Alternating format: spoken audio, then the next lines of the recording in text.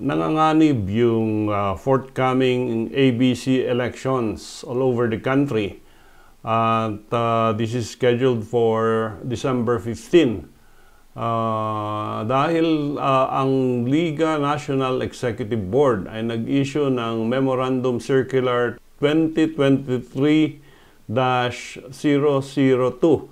and this is dated 28 November 2023. Doon sa Memorandum Circular na nilabas ng Liga, ang sabi nito, all candidates running for the position of provincial, city, municipality, ABC are required to present a certificate of eligibility from the National Liga to qualify for a position.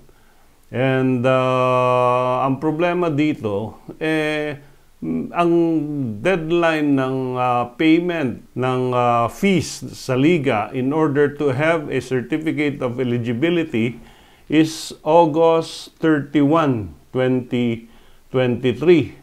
So sa lahat ng Liga na hindi nakapagbayad ng kanilang fees and dues doon sa National Liga, hindi sila makakakuha ng Certificate of Eligibility. And this includes the Liga of the City of Baguio. At siguro, and other municipalities, kasi ang daming municipalities na hindi nakapagbayad ng kanilang dues for the past years. And yung hindi pag-comply ng Certificate of Eligibility means a ground for disqualification. So as of now, yun ang dilemma ng mga different ligas all over the country. This may be unconstitutional on the part of the Liga because dun sa kanilang circular, sinabi nila lahat ng hindi nakabayad pwedeng bumoto. Pero hindi pwedeng magkandidato. So basically, it deprives a citizen of a right, a substantial right guaranteed by the Constitution na siya ay pwedeng bumoto at pwedeng maiboto.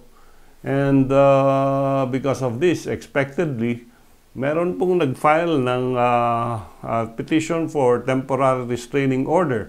At ito ay sa Tacloban City. And sila ay nabigyan ng 3-day temporary restraining order starting December 11. But this was granted by Judge Georgina Perez sa Tacloban.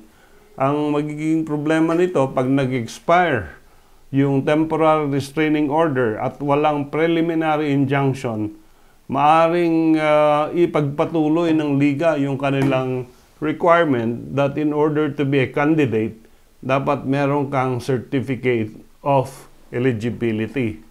So, ang solusyon dito is really a petition in court to nullify the Memorandum Circular na ito upang matuloy yung mga elections which has also been slated and scheduled by the Department of Interior and Local Government as well as the Liga ng mga barangays.